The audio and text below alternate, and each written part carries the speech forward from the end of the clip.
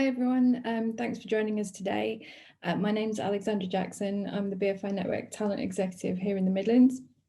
Continuing our month-long focus on immersive filmmaking, I'm really delighted to have with us today Nosa Eke and Alex Rühl, who will be talking about making immersive film on a budget. Nosa and Alex have both got really exciting and extensive CVs, which would be really impossible to sum up in a short space of time. However, Nosa is an platform agnostic filmmaker who's currently in development on her first feature with BFI. She's previously worked with BBC, Amazon and BFI Network. And Alex is the recipient of the very first BFI Network VR Film Award. She's also the founder of Leicestershire-based VR production studio Cats Not Peas. So if you've got any questions for Nosa or Alex throughout the session, if you please pop them in the Q&A box. There's also closed captions available, and this session will be recorded and available on a later date. So without further ado, I'll hand over to Alex and Nosa. Ta-da! Reveal. Oh, it's great to see you, and thank you everyone for being here and joining us today. Yeah, thanks for listening to us like ramble on. Yeah, I guess we'll like get straight into it. I'm like obviously really excited to keep chatting to you, Alex, because yeah, like we were always saying, we had our first chat and it was like just melding of minds and it was really cool. So yeah, I guess maybe it's helpful for people to know, how did you first get into making sort of VR work, like and what was your kind of first project in this realm? The origin story. Yeah. like most people in immersive filmmaking, like complete accident. Like I was actually working in television before, so I started kind of, in fact, going back even further, I kind of knew that I wanted to make like films and stuff when I was kind of teenage. You know, that classic origin story. I'm sure everyone listening today as well, right? And then, you know, decided, oh, I should probably, you know, get some kind of formal training in this. Went to uni, thought I'm moving to London, I'm cracking the TV industry. And, you know, fortunately I had some really amazing opportunities, worked my way up, and then all of a sudden was like, oh, this isn't what I thought working in TV would be, and had a bit of a life breakdown and was like, oh my God, this isn't what I'm passionate about. This isn't what I kind of wanted to do. I kind of realized that I didn't like being like a small cog in like the big machine that is the traditional industry. So from there, I just started kind of stripping it back to basics, making my own projects. And this was around the time that someone introduced me to virtual reality. And I was like, whoa, this is amazing. And as soon as I started looking into it, and a friend of mine who I was working with on like a little short was like, you know what, we should make that short of yours into a VR film. And I was like, oh my God, that's a fantastic idea. And lo and behold, key to like my first ever 360 project was born. That was like one of the first original kind of VR pieces that I ever made. And it was a complete, like, you know, making it up as you go along. Yeah, you got to.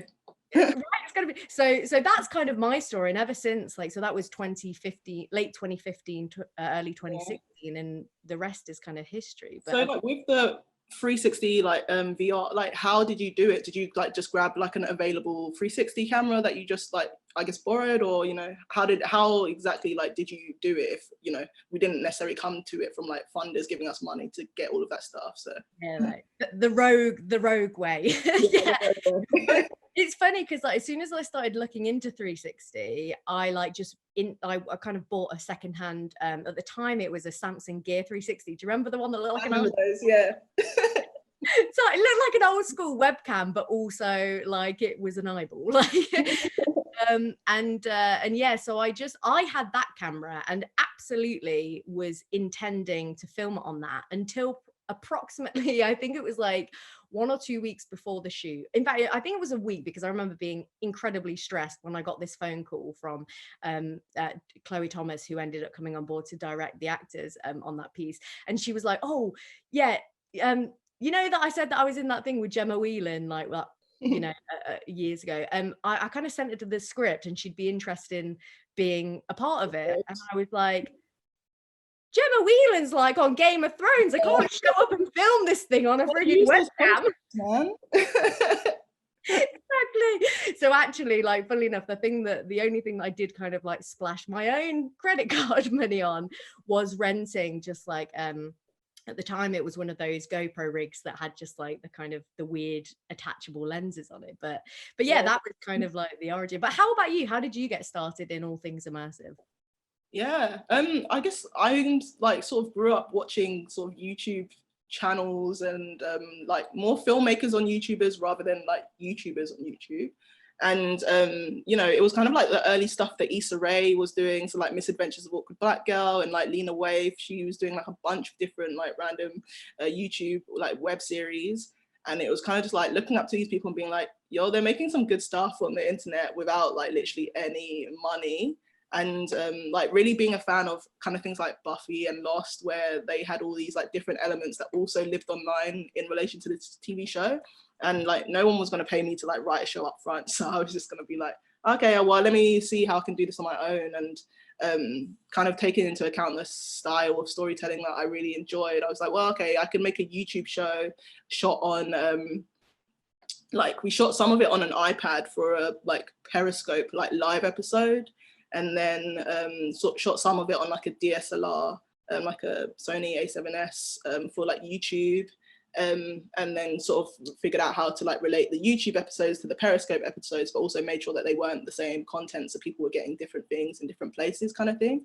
And like, I guess you remember when Periscope existed, like the audience was just looking for anything that was live on there that they could watch. So like they just kind of stumbled across the stuff that we did, and then like just sort of expanded to like more platforms. And that's when I was starting to figure out that like I can actually use all of these different platforms mechanics to tell different kind of stories. So like obviously Periscope, it was live. Like YouTube, you have to figure out how to get people to like return every episode. And then like Instagram we used for their like geolocative like tags that they had. So yeah, it was just like every platform afforded you like a different means of storytelling. And so that's how I did it, but like no money in it, just like grabbing people with equipment, like using your friends and being like, yo, I can pay you in like a movie night or something. Greg sausage roll. Yeah, Greg sausage roll. Yeah. That's amazing. So you've kind of, that's interesting, because you're like kind of the opposite of me. I had to go into the kind of like, I kind of like went down the route of like, let me chase like the whole like the Buffy, let me chase like that big production, to be like, oh, actually this sucks. Whereas you like really early on kind of like knew instantly that wasn't for you. So that's really interesting. So how do you feel like you've developed like since then, like since kind of like just young scrappy kind of like making stuff? How have you kept that integral even as you've like built your portfolio? Yeah.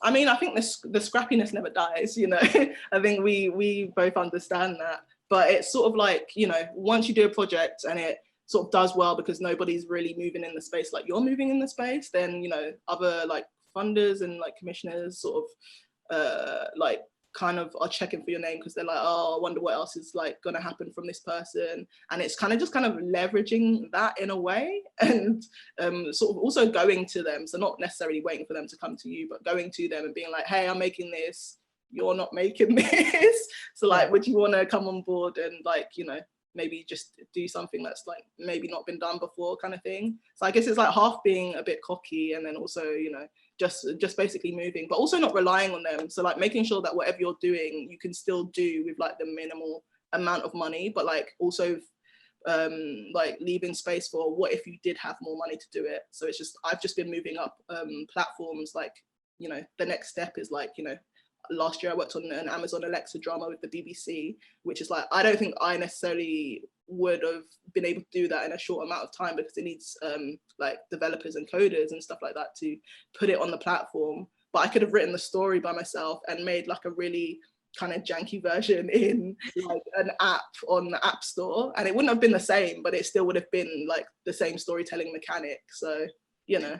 And that's I think like the big thing that you know, we've talked about like on like offline calls before, about the whole idea of like, if you kind of like know a little bit about everything, you're going to be in so much better stead for when those calls do come in. When someone does want to come and fund you, it's kind of like you already know like all the pieces of the puzzle. So actually, like you say, it leaves that room to like grow. But like when you're first getting started, it's so important to just kind of like try everything. But also something that you just touched on is like the story. Like I think when people think immersive and when people get into this space, sometimes people can start running away with the tech, and I'm absolutely guilty of that, getting excited about the new stuff, like, oh, new gadgets, like, oh, I can make something like that. But ultimately, if your story is crap, like if your story doesn't like work, then you're kind of like, all of that expensive tech means nothing. Like how do you kind of make sure that you keep that like story kind of like central? Is that where we start? I think my like thing is always like, my motto for myself is always, just because you can doesn't mean that you should. Because it's just like, you know, yeah, we can have all these like fancy tech and stuff like that, but like if the story is kind of rubbish, it's kind of like, what do you have really? Like nothing. But I think what you were saying about, you know, kind of having your fingers in all of these pies in terms of like immersive is really true, because you know how there's that saying, like jack of all trades, master of none. I think that actually doesn't apply to immersive filmmaking at all. I think you kind of need to be jack of all trades to make sure that you've got your stuff together. So like, get stuff done in this industry for sure. So I think that's kind of how I like go about it. But yeah, I guess sort of touching on like funders and all of that sort of stuff, like obviously congrats on being sort of the first, you know, VR commissioned by BFI Network. That's like really amazing, and also like opens the door for a lot of other people to like move into this space. But yeah, how did you like, you know, talk to the BFI about like commissioning and sort of pitching to them? Because I think, yeah, it might be interesting for like people who are like looking to do that to know like how it went about, because I'm sure we have like different stories. Yeah, for sure.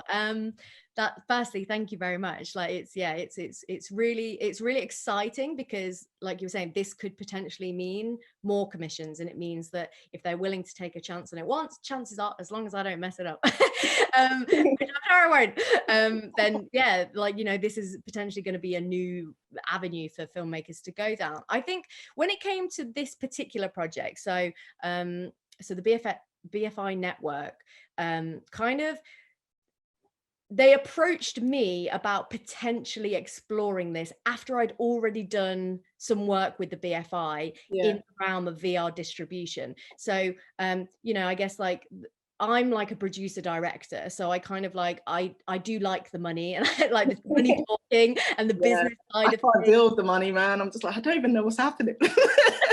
You're like, listen, just leave me to the arts, darling. Like, you deal with the finances.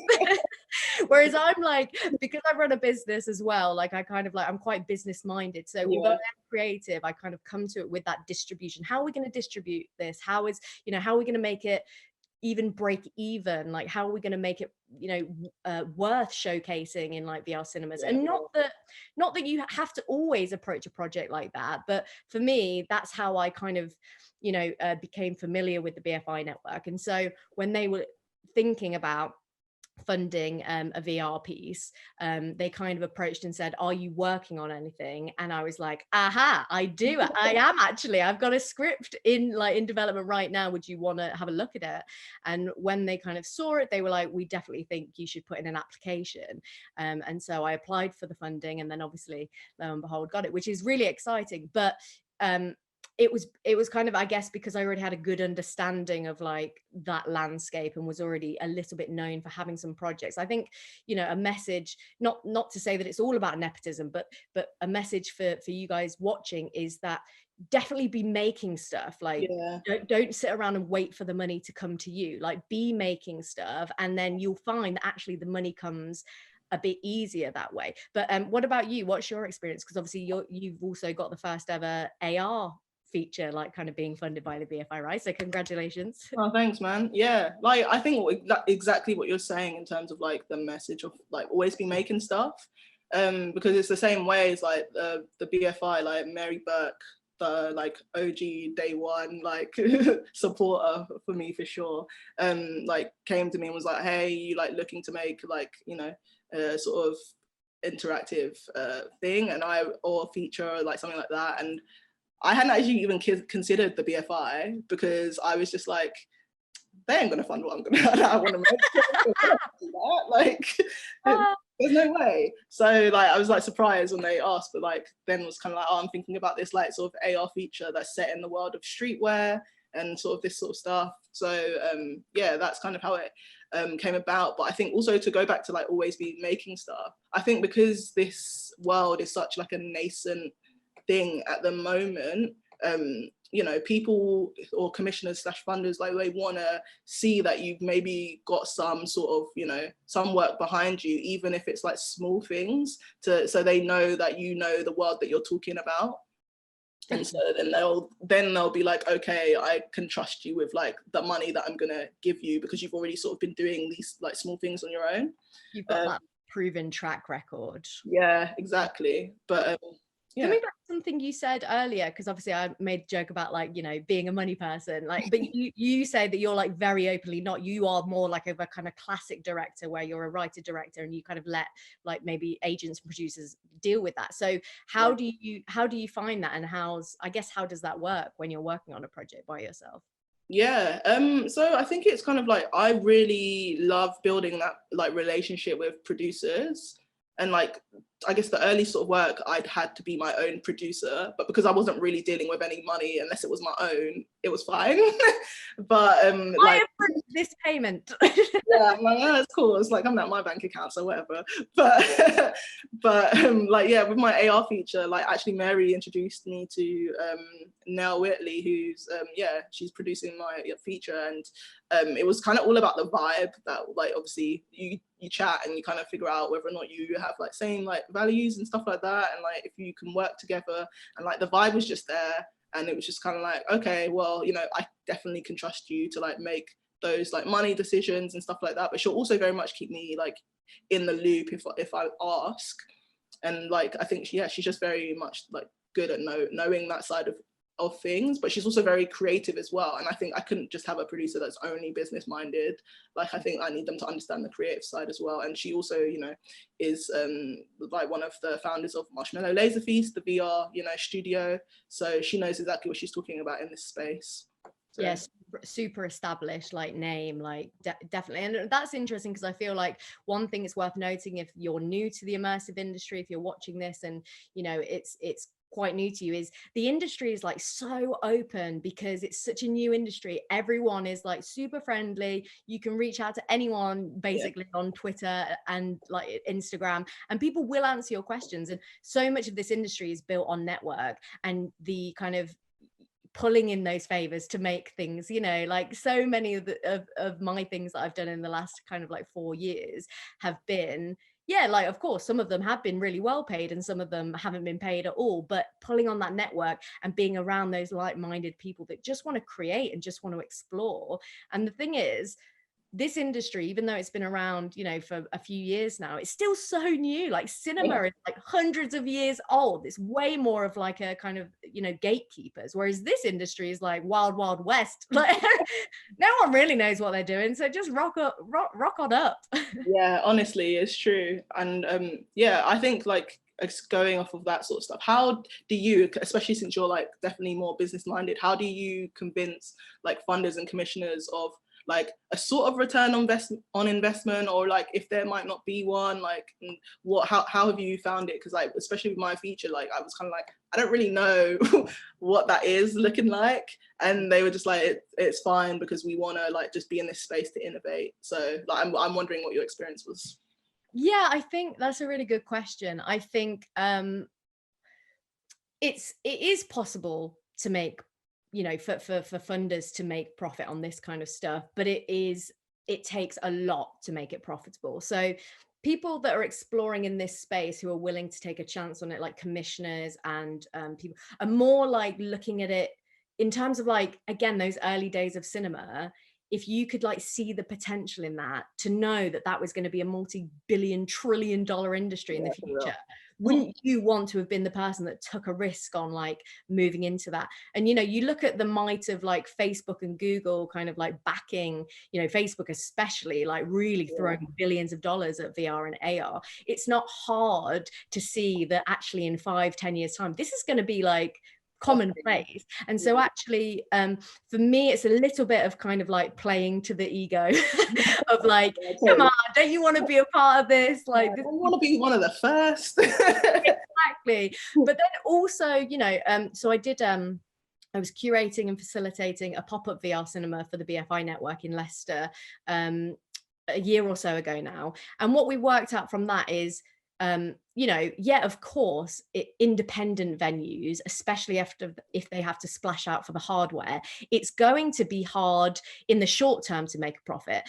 But actually, the audience appetite is there. Like, we were getting literally rave reviews. We had like a stupid retention rate. People coming back month after month for the VR kind of like cinema, which shows you that there's an interest there. It's just kind of like, again, taking a chance on it, because there is quite a big, you know, it is slightly more expensive to showcase VR, because obviously you've have to kind of invest or rent in the headsets. But yeah, I guess like maybe you don't have that as much with AR because everyone's kind of got a mobile device. Or yeah, I think so. There's AR that you can use that still like utilizes like technology that you have to buy and invest in, but like at the moment, like I'm trying to make work on like available / affordable platforms, just because like I kind of want my friends to be able to like do it, and like sometimes they're just like, oh, I don't really want to like put this on or go here or whatever. So, you know, but that's also like the way of me like telling funders and people to, you know, that in terms of return on investment, because we're doing it from like available platforms that can be viewed on your phone, and maybe they're like social media platforms, or, you know, it's in an app.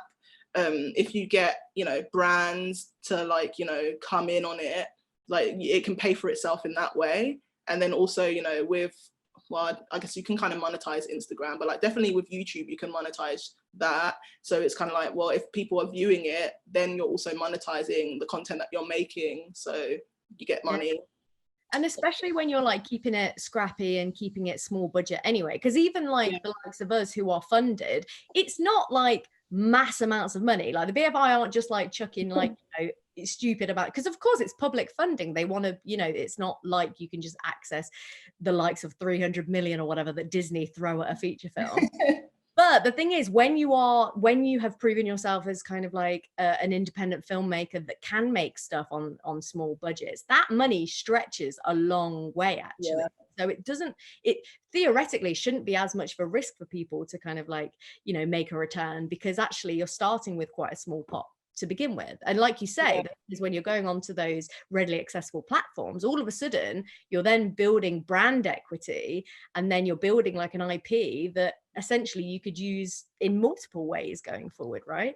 Yeah, totally. And I think like, you know, it's coming from the film world, like you were saying before, like people are used to like, this is how you know, make a film, you do these steps and then you have a film.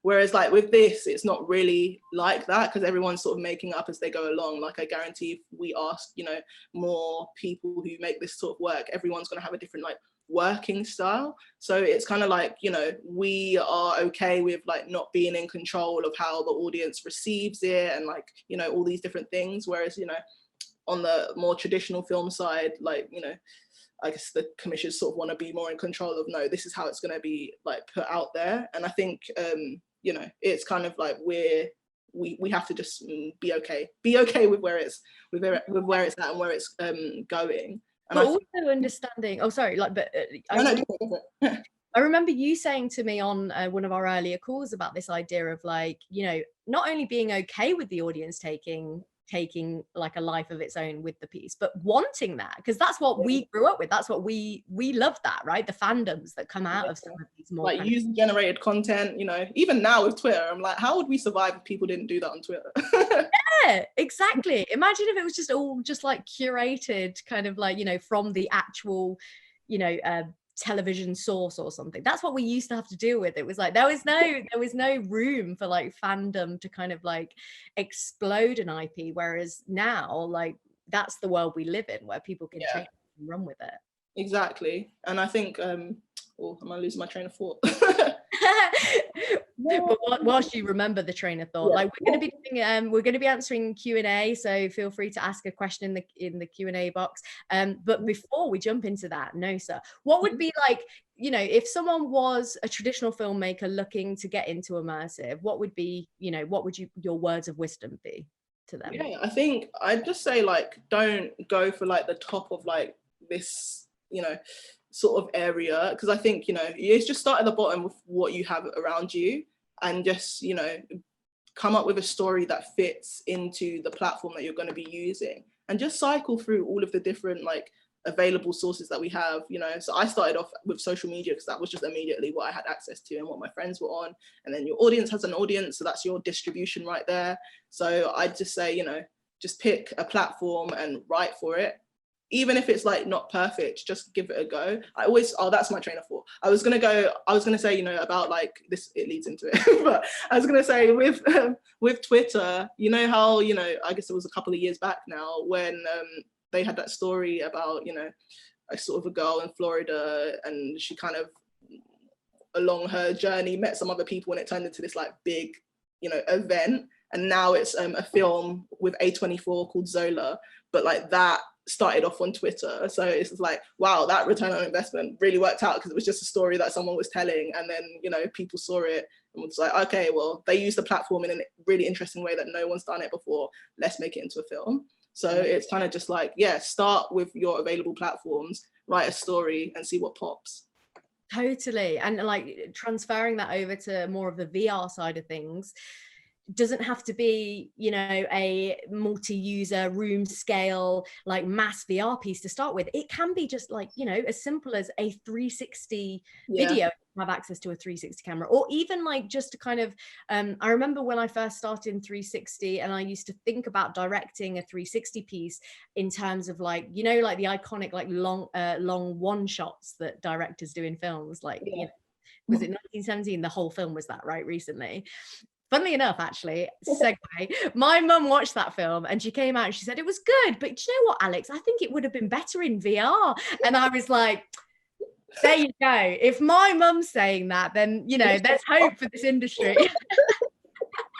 But you know, it doesn't necessarily have to be, you don't have to start with like the technology. If you don't want to, you know, even buy just like a secondhand 360 camera, maybe even just start with, well, imagining that the camera is your eyes, because that's essentially what VR filmmaking is. Usually you putting someone in the shoes of a character, or just putting them in a space, and thinking about like, what's happening, like what am I going to do with the choreography, and like start from there. And if you've got a really good story that you think would work from there, then, you know, maybe like invest in a small 360 camera, or maybe then like, you know, apply to something like the BFI Network short film fund, and start from there, and then build up to kind of working with the big tech, because you don't want to don't be one of those people that goes out and spends thousands on the kit, but you've not even thought of the story, because that's the wrong way to go about like doing it.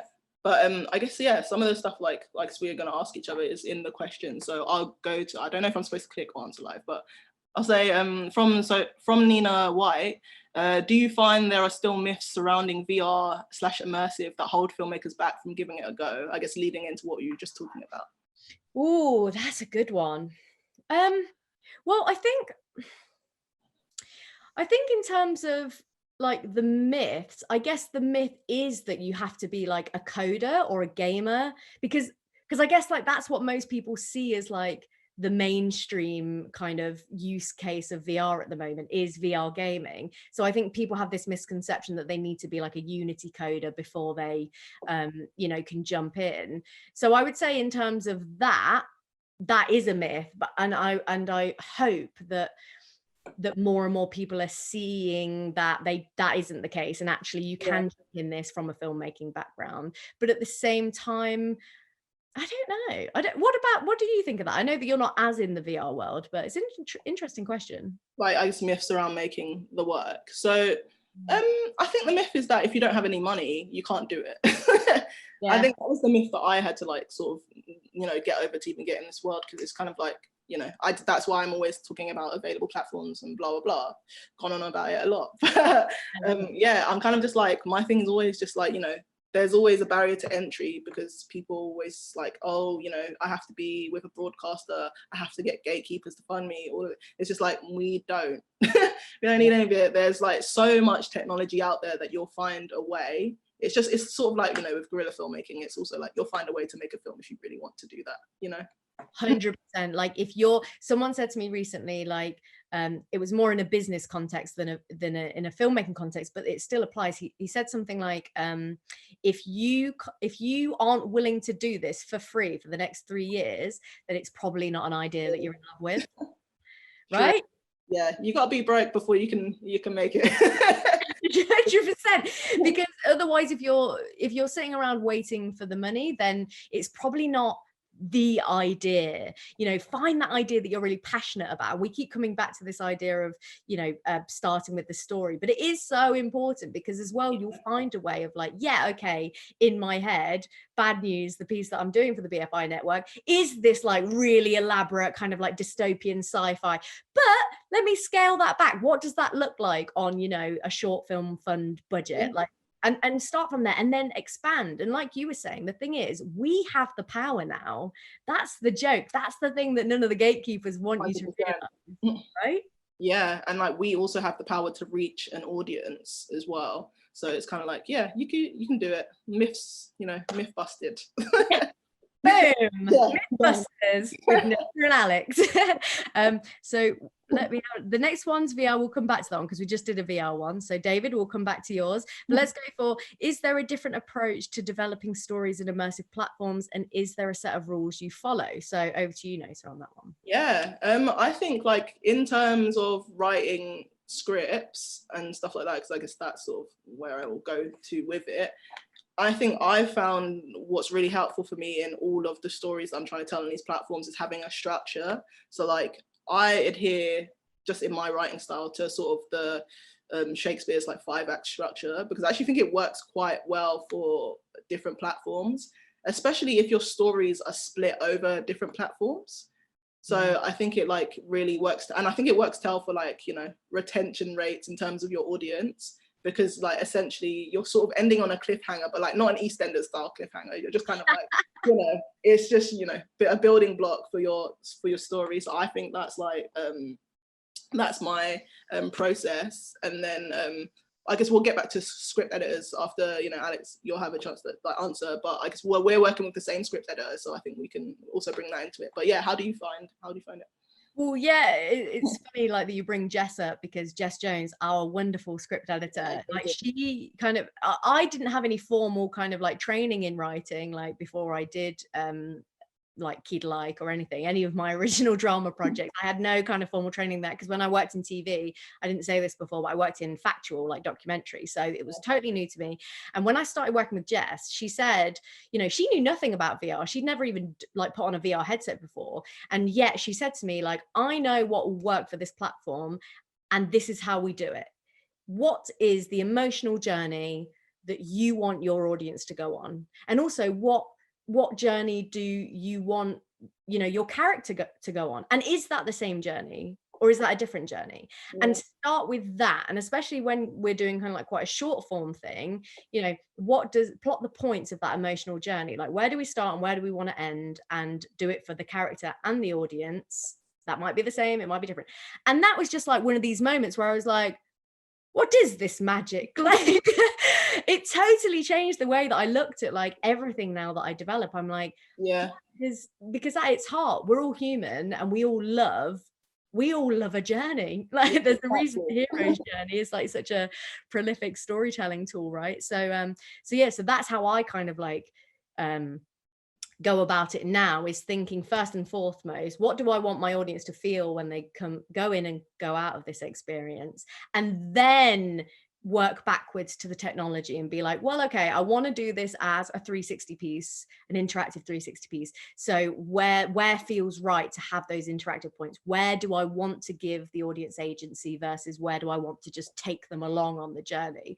And that's how I've been working. But how about you? Like, does that ring true for you as well? Yeah, I think with this AR piece, it's definitely a different way of like how I'd been working, but that kind of just came naturally because, yeah, usually I'm like obviously with the very much like structure and all this sort of stuff. But with this AR piece, I kind of had the characters first and the story and like the themes of what it was about. And then I had a few scenes in my head, but I didn't have like a definite beginning or a definite end. I just knew where I wanted to place these scenes in the grand timeline of the film.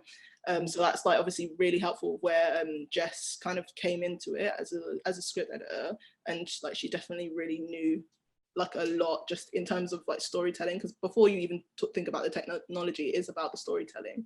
So like that really helped. But then also because I set it in the world of streetwear, I was just like, well, my technology really needs to be tied to the subculture that I really enjoy, which is streetwear, or you know, it has to tie into it in some interesting way that's also doable for me. And it's doable for me if I don't have a funder, or if I do. Yeah.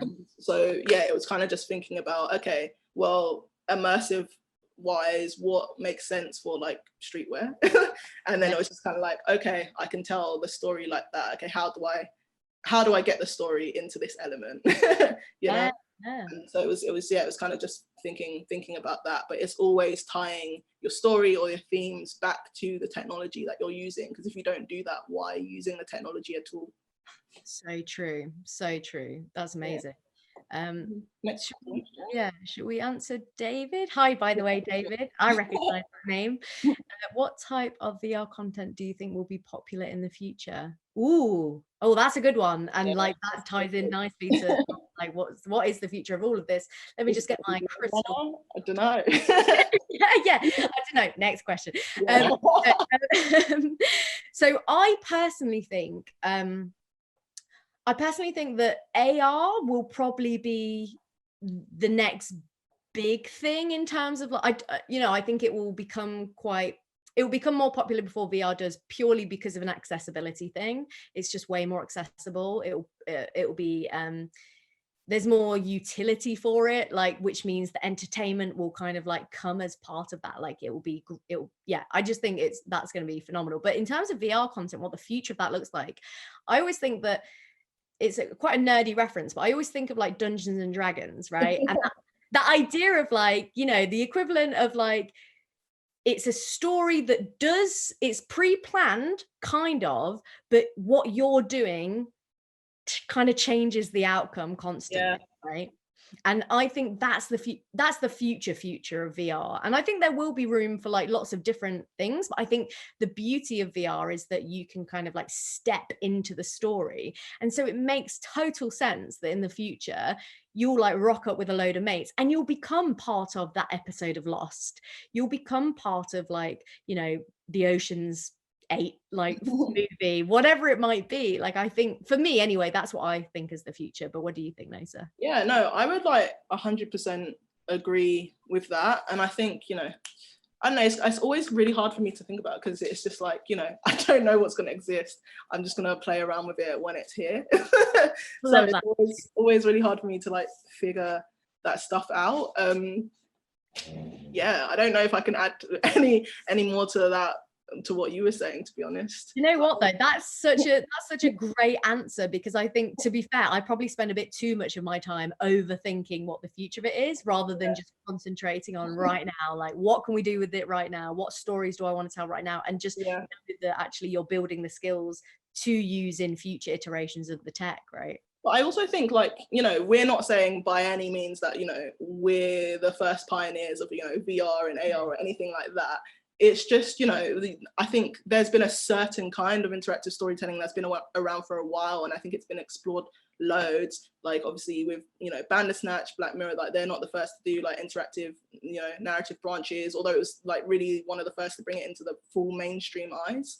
But I think like we're sort of, talking with you before, we're kind of the mind of kind of trying to explore different types of interactive storytelling that aren't, branched narratives, because there's a lot out there. There's object-based media interactive storytelling, all that sort of stuff. There's more to do with VR, which you're doing, which I'm very excited to like, even experience your projects, because I think it's a new way of using VR. So it's just kind of like going left and figuring out what else is there in the world. I like that a lot. That's it. Yeah, I guess if we get into more questions. Anonymous attendee. Alex, as a producer, are you looking to take on projects with newer writers and directors? And Nosa, as a writer, would you ever work with new writers who want to work in immersive? Do you want to take that one first, or? Yeah, so I would for sure. I'm really excited about all of the new people who are trying out this format. And I think like, you know, for so long, it didn't seem like anyone who wasn't already, you know, kind of a big name in this world was just coming up and just doing anything. So like, I'm excited to just like, yeah, collaborate with people and, you know, figure out if we're on the same page, what can we make that's really interesting. 100%. Like Nosa already knows that I'm going to be like hammering down her inbox to be like, I'm going to do that to you. We need to work on something together. But yeah, I think likewise, like it's such an awesome time to be in the industry. Like we were talking about that whole like networking and collaboration. It's such a beautiful, open, collaborative space. You know, currently with the BFI project, like that's kind of set in terms of, you know, I'm writing, directing, I've got a producer on board, like, so that's us set probably for the next year, like getting that done. But after that, for sure, like, and the thing is like, you know, we're both quite vocal on social media, and I'm sure like if you had any questions, or if you know, if there was ever a shoot that I was doing where there was the possibility to have some new people kind of on board just to kind of come and like see it for themselves, to see what that production process would be like, absolutely, that would always, you know, I would love to give that opportunity like to people, because it's so important, because every person that comes into this space brings something new, brings a new perspective, brings a new creative voice, and that's what we need right now. Yeah, literally. Can't add any more to that perfect answer. Boom, soundbite. Okay. Is it different finding cast and crew for AR and VR films? I'd say no. I think like actually actors in particular I found are like very into just figuring out what this world is, because it's so new to them. And I actually also think that maybe sometimes their agents don't necessarily pass them along some steps, because they're like, oh, it's AR, VR, la la la, and they're just like, oh, but this world's so interesting. Also, I think like I was saying before, with like the success of Black Mirror on Netflix with their Bandersnatch episode, everyone was like, whoa, okay, cool. What else is there out there? So I think, you know, cast wise, they're excited. And I also think like I'm still working with a lot of the same crew members that I was working with because I delve into traditional and also this, you know, sort of multi-platform immersive world. So yeah, I kind of use the same crew, and they're also just really excited to be working on, you know, different things in this space and like different technologies, sometimes different cameras, all of that sort of stuff. Yeah, that's awesome. I would say exactly the same. Like I would say what's interesting with the VR stuff is I do tend to lean more towards actors that have some kind of theatre experience, purely because technically it's a little bit harder to film a VR scene, because there are usually, anyway, the way I direct is like I don't really like to like cut between scenes because it can be a little bit jarring. So really you need actors that, even if they don't have theatre experience, they understand that actually this scene has to be done in one take. And it's a lot about the choreography. That's how you're kind of, you know, the equivalent of like a wide shot and a close-up shot in VR is the equivalent of, you know, choreography with the actor's actual positioning. So getting cast on board that understand that. But like Nosa said, like I think so many people are really excited about doing something new. And when we did Key to Like, for example, you know, we got like two, you know, quite big names like in the acting world to come on board this tiny little production that literally was funded by my credit card. Like, and you know, they did it for like basically nothing because they were excited about being a part of something so new. So that just shows you that, you know, it's a really cool time to be working like in a space like this as well, because people are like, yeah, that's something different. It's not just like the norm. Yeah, and I think also just touch on what you said in terms of like picking actors. I think, yeah, that's a really good tip in terms of like, you know, trying to figure out what kind of acting style is good for you and your film and what you want to do. And I also think like I try and pick actors who are really good at improv or who have some improv knowledge, because I'm like, stuff's gonna go wrong, you know? So I need to know that they can hold the ball while I'm trying to figure out something behind the camera over here in the left. Do you know what I mean? Love that. I love that. But I also think like some of the most, I know the word authentic gets thrown around a lot, but some of the most authentic kind of like pieces come from those moments, right? Because if those actors are so in character that they could improv around like the scene, sometimes you get like pulled that way, right? Literally that. So yeah. Next question from Martin. Really enjoying this talk and your passion. Thanks, Martin. Do you think VR filmmaking can be used to offer a unique add-on to watching live events at home, such as an interactive fantasy film build up to attending a concert or a gig? Ooh, very good question. Yeah, I mean, I would say definitely. Like, I think that there's probably more potential in VR right now anyway, in the add-on experience. Like, because the thing is, it's quite an ask really for someone to not only buy the VR headset, but then also to kind of like take a chance on something that, you know, might be new and rogue and a bit kind of like scrappy, and that's great, but like to have like an experience like, for example, Game of Thrones and not Harry Potter, but Fantastic Beasts, like all of these big IPs, the latest Marvel movies, they've all done these big VR experiences that kind of create this nice little add-on experience to bring people into the world, which kind of gives you a flavor of the actual IP, but in this totally new way, which I think is, you know, is a really great use case for it, until we build a world where, you know, we do have these big iconic IPs that themselves exist in immersive. But for now, I think the add-on experience is like really great. Like, what do you think, Nosa? Yeah, I think it's literally just like kind of what you said. Like, I don't think I have any more to add, because I think it's like, yeah, it kind of just touched on the points that I definitely would have.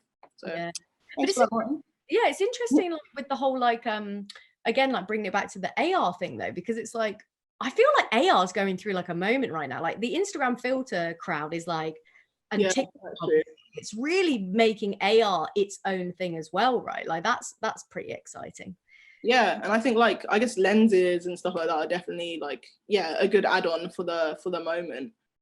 So yeah, I think that's like definitely a way to do it. But then I'm also like, I really want to use these technologies to not be add-ons, because I'm very much of the mind that these things should be the tentpole events, just like, you know, films screening in cinemas, you know, for festivals and all that sort of stuff, are also the big tentpole events. So yeah, we kind of just like wanting to, well, I'm trying to move out of that space of the things just being an add-on.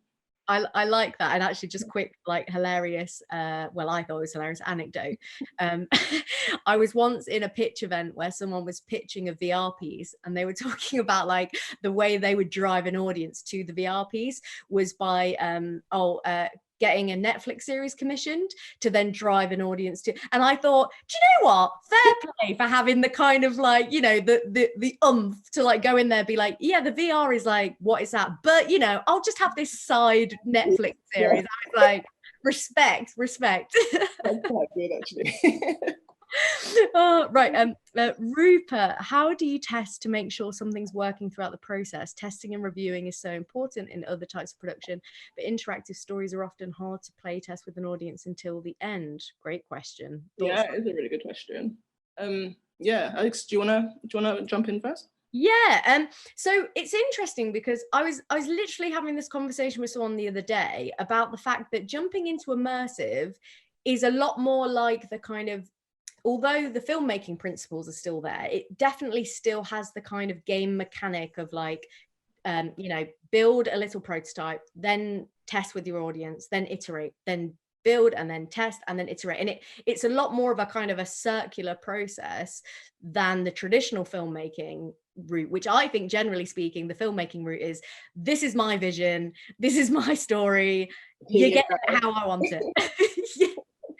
So actually, I think that I would say that yeah, it can be, it can almost be, it can mess sometimes with your perception of like what you want creatively to do. But I think it's so important, especially with VR, because so much can go wrong with VR tech, that if you don't nail that first 30 seconds, if someone has like a glitchy experience, if someone has like, you know, oh, the app's crashed, you can just totally shatter the immersion. And so actually, like, testing that with audiences, I found, is like one of the key things. Like when we did the VR cinema in Leicester, we took the Phoenix, we talked a lot about everyone coming in. We were like, this is literally the equivalent of us handing over a film projector to you and saying, right, first you've got to work the projector and then you can watch the film, which, you know, audiences aren't used to that. So that's my opinion anyway, is like, actually, the more you test and iterate, and yeah, it can be expensive, but sometimes I'll just use my friends and family who aren't in the industry, but you know, you know, they are obviously closer to the work, but they don't cost, so that's fine. What about you, Nosa? How do you do it? I mean, I'll use my like friends and family as well, or you know, if a company's paying for it, then we'll get like a user group or whatever it is. But I think you know, definitely going down the game route of doing like a sort of paper prototype is like where I'm at with like iteration and stuff like that. So it's kind of, and I also, if I'm working on a platform that is, you know, maybe not as nascent enough that like, you know, there's still a user base there. So like when I was doing sort of a narrative episodic thing for the BBC on the Amazon Alexa, what I did was like make a list of what people hate on that Amazon Alexa platform. And then like when we came up with the story and all that sort of stuff, then it was to, you know, do a paper like prototype, or actually I kind of went on like the App Store and found like a, I don't know, you know how you get like those music pads that, you know, you press and like a sound comes out. Yeah. So I just loaded up the audio with actual audio from the, you know, from that Alexa thing. So I can like take that around and also edit it myself, and I didn't need a developer to do that because it was just essentially the same thing. It was just like a sort of lo-fi version of that. And I basically did it with my friends and just was trying to figure out like if they had the same concerns about what people hate on the platform and like how I could like rectify that. And also obviously they would give input on how like I could rectify it. So I think, yeah, doing a really like basic paper play test, or like finding something on the App Store that's sort of similar to your experience and then doing it that way is like a really good way of iterating. Genius, absolutely genius. It just shows you again that like if you want to make something, nothing will stop you. Like you don't have to wait around for, you know, a coder to become available or to do it for free. Like to do it, you can just kind of find workarounds. That's brilliant. Yeah. Next question. In the past, getting into film has often presented barriers for people from low income and underrepresented backgrounds. What are your hopes in relation to immersive as a new-ish storytelling technology to be more welcoming? Oof. Good. Do you want to tackle that one first? Yeah, I'm gonna, okay, it's still there. I was like wondering if it was gonna disappear or not. Yeah, just reading over it again. Yeah. I think immersive, getting into it, I think the barriers, in my opinion, maybe because it's like a newer place, are maybe a bit like less, because you don't have to start off doing a really big experience to get into it. And also you don't really need the money that, you know, I guess a lot of filmmaking needs. Like you might not be able to, I don't know, do a big crazy VR experience kind of thing, but you can do something on a smaller level that will literally cost you no money. I think it's just all about like your creativity and how you approach doing it. And I mean, in terms of like, obviously people need to work on the side as well as, you know, wanting to be filmmakers. So I think that is very hard, because, you know, you need to be able to pay your rent while also dabbling in this area. So I think that's definitely a barrier. But I think, you know, places like the BFI, you know, it's public money, and also I think they actually are really trying to find new voices out there from underrepresented backgrounds and low income, you know, backgrounds. Like I think, you know, more so now than ever before. So I think, you know, and especially like they're trying to get into this space of like bringing out voices in this space. So I think, you know, it's definitely a lot of like, it's a lot welcoming. It's welcoming from that sort of area as well. And I also think, like Alex was saying earlier, this community is also really welcoming. So if you're just like, you know, I'm really trying to get into this space, but there are so many barriers for me, it's about asking someone, can I, you know, be on your project? Could you help me make a project? And I guarantee if you do that, you'll find someone to like, you know, give you that first way in. Absolutely, like literally everything you said, perfect. I think that there's so much, especially if you look at something like, for example, the BFI network, like the piece that they've commissioned from me, it's like it's a regional commission. Like that wouldn't have happened maybe like 10 years ago, like Leicester being like the first place to get a VR commission. Like it shows you that with these new technologies, I think they are putting an emphasis on that, because we have a chance, whereas like the traditional industries has got some way to go because they're established and they're trying to kind of like change what has already been very established. With us, it's like we're building from the ground up. So I think there is an emphasis on that. But like Nosa said, like just if there are ways to get into it. And if you get into the industry and like make contacts and stuff, even just doing it on a super cheap budget, you'll find a way. Yeah, and I mean, not just because we're on this call with like the BFI network or anything, but I actually rate them so highly because they're really trying to get people from these backgrounds in this space. And I think even with my project, the reason I didn't even go to them in the first place was because I was just like, it's just so untraditional. Like, I'm not trying to use AR how it's already been used, so there's no like framework that I can back up what I'm trying to do with them. And also, like, it's about streetwear. Would they care? I don't know. So it's like, yeah, I rate the BFI quite highly, to be honest. But yeah, next question. Yeah, last question. By the looks of things, what festivals or organizations do you recommend people check out to get involved with the immersive world? Oh, that's a really good one. Well, the great news is that all of the big festivals are like jumping on it, right? Like Sundance, Tribeca, South by. So there's loads of kind of festivals that you can, especially I think it just finished, but the London Film Festival, they just had their immersive strand for the first time ever last week. And so oftentimes the Raindance Film Festival is coming up, for example, and they'll have their whole selection online, I believe. So there's lots of kind of like festivals that you can definitely see immersive work. In terms of organizations, let me have a think about that one. The BFI, obviously. And their rival, the Arts Council England. Shouldn't probably say that. But yeah, over to you, Nosa. What else would you add to that? I think it's quite interesting because I'm actually having to think about this now with my film. And yeah, I think when you think about it, you kind of also have to think about all the elements. So I think with film, you don't really have to think about distribution because there are proven ways to get it out there. But with all of these different platforms, there are different ways to get your work out there. And when I pitched this AR feature to the BFI, I just was very upfront about being like, it's actually not really going to be viewed on a cinema screen. Like, that is not what I want for this film because it doesn't make sense for it to be like that. And if anything, it might have to be like an installation, or, you know, we might have to put it in shops, like shops where people buy streetwear. Because my whole thing was coming at it from sort of a user habit kind of, you know, thing. Because I think if you're in this world, you need to know what your user base, what their habits are. And especially for the subculture that I was trying to reach, the whole reason I really wanted to do this was because they just hang out in these shops and do nothing and look at clothes. And like, I'm definitely sometimes typical of like doing that, but it's like there's a sense of community there because people are hanging out so much. But so it's kind of just like, okay, well, how do I reach these people who are actually not doing anything really anyway to, like, you know, watch this film? How does that work? So sometimes I feel like you actually might not like want your thing to end up in a festival because it might not be the best place for it, though it would be like more people will see it if it's not actually, or you can go to a festival, but more people will see it outside of the festival. So, you know, how do you utilize, you know, your user habits that like have your film seen by the most eyeballs? I love that. Again, like starting with the audience, which is something, even just hearing you talk, I'm like, yeah, she's so right. I need to like remember that. Like, it's so true. Like thinking about your audience first and like reverse engineering that, like, and that's so important. And yes, the festivals help sometimes with marketing and press, but actually at its core, what audience do you want to be viewing this long term? Yeah, definitely.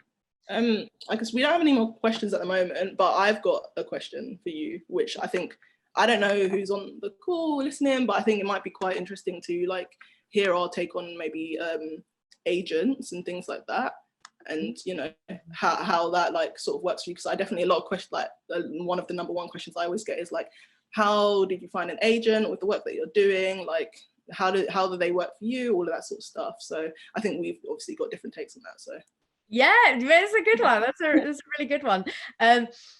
Yeah, and it's funny because, again, for everyone listening in, not to give you FOMO, but me and Nosa have talked a couple of times prior to this, and one of the things I said was like, yeah, how do you get an agent? Because I've genuinely like never been approached. But I think it's because, again, because an agent traditionally, I guess, and you can speak more to this, Nosa, is there to do the deals for you, to look over your contracts, to deal with your money. And because I'm a business owner as well, I actually really like that bit.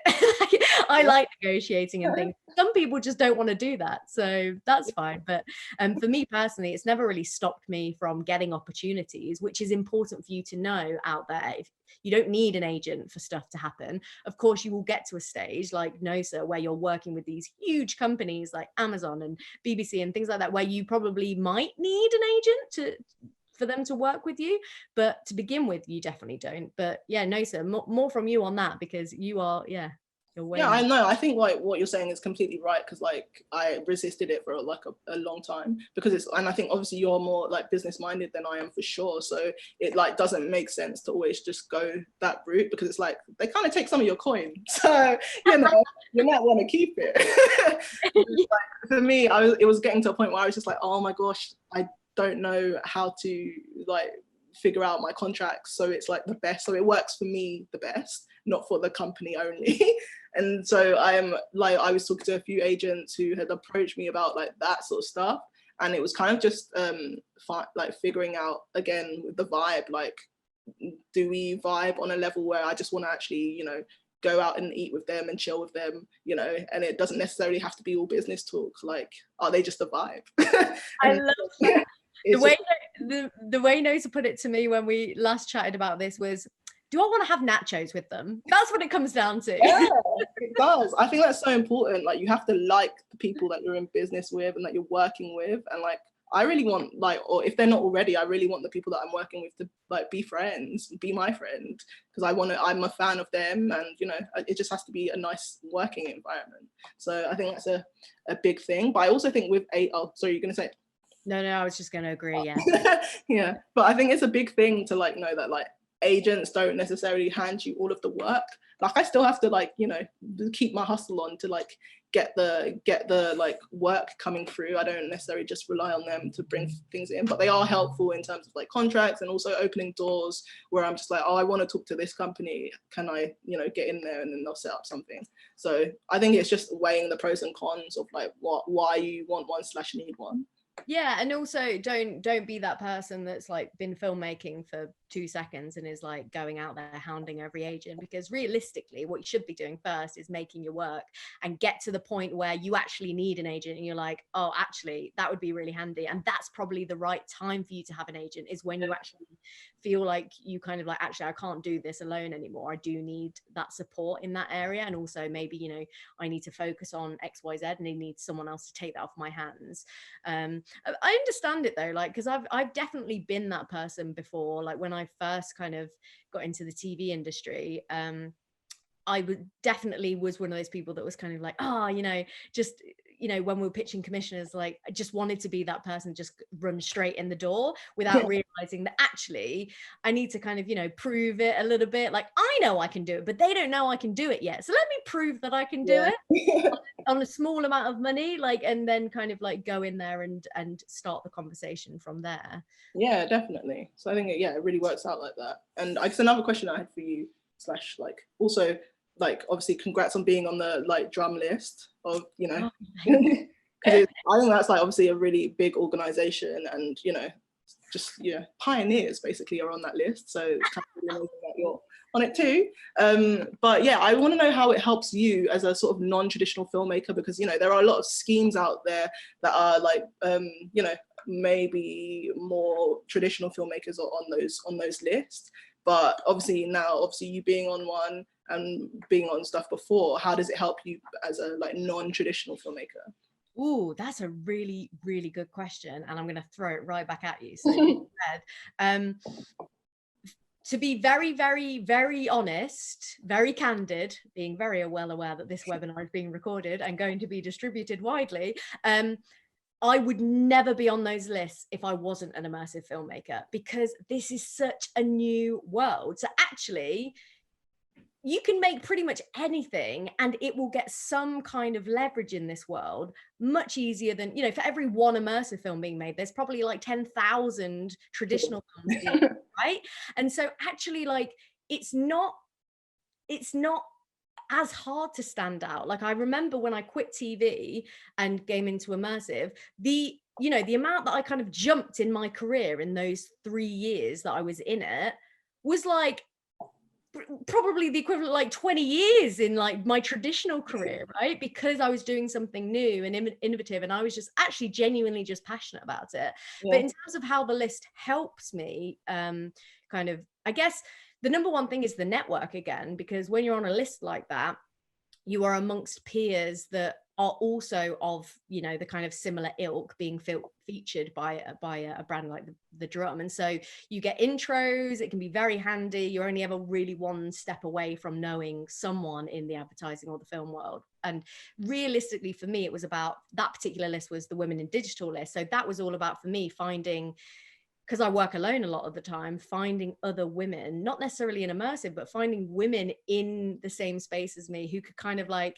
jam and like, you know, eat nachos, like, and talk about the stuff that I was kind of feeling and wanted to not feel kind of as alone, I guess, like doing. But what about you? Because you were on the BFI, is it the BFI Flair list and a BAFTA list, right? Like you're just like, I guess it's sort of in the one, it's like BFI Flair / BAFTA mentee program. But before I talk about that, I have to say, like, you're not on that list just because you are in this space. It's because you're doing good work in this space, which like a lot of people are in this space and like they're not necessarily innovating, they're just doing what the next person is doing. So I have to give you props there, you know. But, yeah, I guess, yeah, being on this list again, it is community. I think when I like went in to sort of like interview for that list, I was kind of just like, you know, I'm a queer filmmaker who also doesn't have any really queer peers that I know in this world. So that was like a big one for me. And like, I think the Flair fam was kind of just like, you know, whenever everyone gets together, we all just call it Queer Christmas. So yes, that's really nice, like network wise. But I also think like, you know, contacts wise, it was good to like, you know, be introduced from that to like, you know, commissioners and, you know, people with the money basically, because it's just like in this world you have to like put yourself in front of them sometimes rather than waiting for them to come to you. If you're really passionate about, I want to work with this like company or wherever it is, or I actually need money to like get this next step up. So I was like running at a steady level where I could do stuff on my own, but I wanted to like step up in my career. But I was like, okay, I kind of need money to do that this next stage. So like, who do I need to be in front of to like get there? And I think, yeah, those lists are really helpful for that sort of stuff. That's really, really good advice, really. And I was gonna piggybacking on the whole like the group kind of dynamic. How do you find, because you work alone a lot of the time as well, right? Obviously you work with companies and things, but how do you find that, and how much do you kind of, I don't know, I guess like advice for independent filmmakers out there, again, who are like doing it by themselves, especially if they're early on and they are just making stuff by themselves. How do you stay sane? Yeah, that is a good question. I used to love working at home, and now lockdown, I'm kind of like, I hate it. Seeing my four walls too often. Yeah. But yeah, I don't know. How do you stay sane? I think it's also just kind of having a foot out of this entire world, film, TV, games, what have you, and like doing something that is completely like, you know, completely out of the box in terms of like, I guess what you would usually do to wind down. So like, I don't know, I started like biking through lockdown. Oh, that's cool, yeah. Okay, cool, you know, exercise, but also it's like nice to just actually be out of the house and be able to go, you know, places. And then, you know, I don't know, it's just the casual other things that like, I feel like I wouldn't have normally like done otherwise. But I also think that's why lockdown has been good in a way, because it's like forced everyone to take a step back and look at their like mental health, which is like quite like obviously very, very important. So yeah.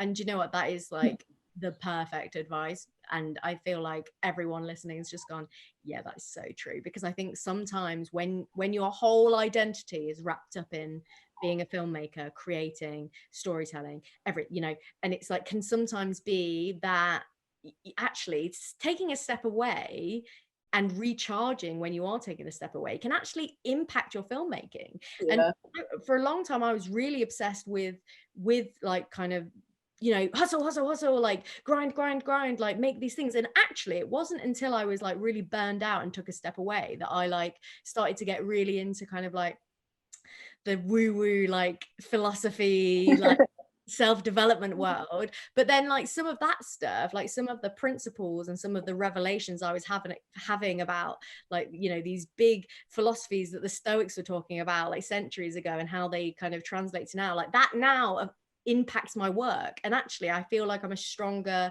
filmmaker because I have these other interests now. Yeah.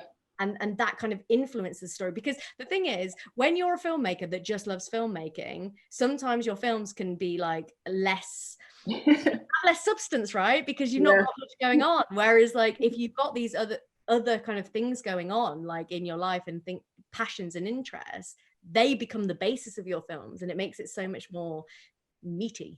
Yeah, completely. I always think about it like you know, like Frank Ocean, where he kind of just he's just like, you know, drops an album every like 3 years, whatever, and then goes off and like lives life, and then comes up back with a like another album. I'm like, it kind of needs to be like that, doesn't it? Yeah. 100%. And it's funny because I feel like sometimes like artists, we can get a bit in our own head and be like I'm 100% guilty of this. Like, I've got all this momentum, I need to keep going, I need to like keep going, because if I stop, someone else is gonna like come, and like I'm never gonna get this opportunity again. But actually, right, like you can fall into that trap a little bit. But actually taking a step away, going for a bike. Mine was skateboarding, like picking up skateboarding during lockdown. That was my vibe. Near 30 and rocking a skateboard. Tony Hawk. Do it. We could skate sometime, actually. That would be good. Yeah, I'm awful, but yes. I would love yeah. This is a message from Alexandra. Okay, I think we need to wrap up. I could just stay and talk all day. Yeah, thank you so much. This has been an amazing chat, Nosa. Yeah, for sure. You're awesome. You're inspirational, and yeah, thank you for your time. Yeah, and you too, and thanks everyone. Yeah, listening. Appreciate it. Thank you so much, and go create. Go create.